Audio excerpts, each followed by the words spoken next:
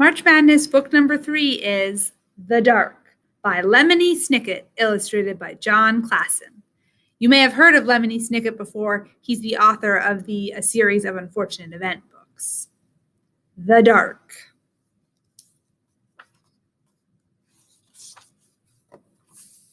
Laszlo was afraid of the dark.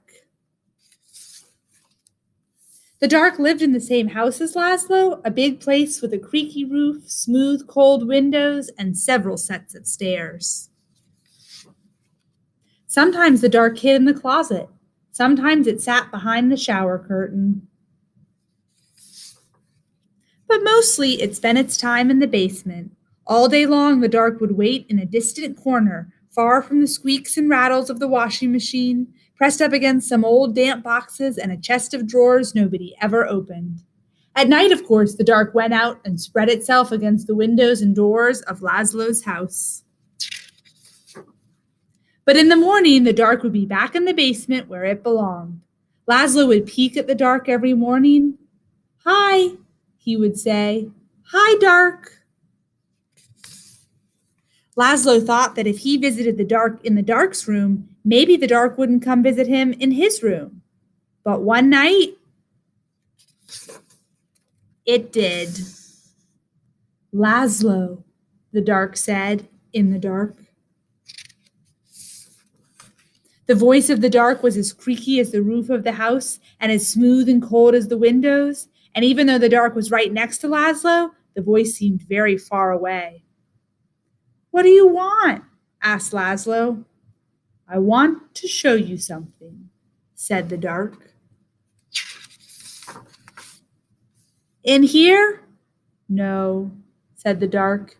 "Here?" No, said the dark. "Downstairs." "Downstairs?" "Yes," said the dark.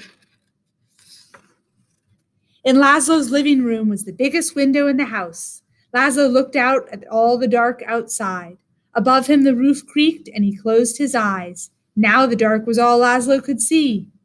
No, said the dark again. "Not there. Down here." "In the basement?" asked Laszlo. "Yes," said the dark. Laszlo had never dared come to the dark's room at night. "Come closer," said the dark. Laszlo came closer, even closer, said the dark. "You might be afraid of the dark, but the dark is not afraid of you. That's why the dark is always close by. The dark peeks around the corner and waits behind the door, and you can see the dark up in the sky almost every night, gazing down at you as you gaze up at the stars.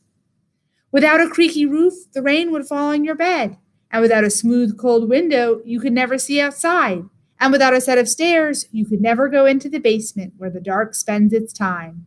Without a closet, you would have nowhere to put your shoes, and without a shower curtain, you would splash water all over the bathroom. And without the dark, everything would be light, and you would never know if you needed a light bulb." "Bottom drawer," said the dark. "What?" "Bottom drawer," said the dark. "Open the bottom drawer." "Thank you," said Laszlo. "You're welcome," said the dark. By the time Laszlo got back into bed, the dark was no longer in his room, except when he closed his eyes to go to sleep. The next morning, Laszlo visited the dark in the basement. "Hi," he said. "Hi, dark."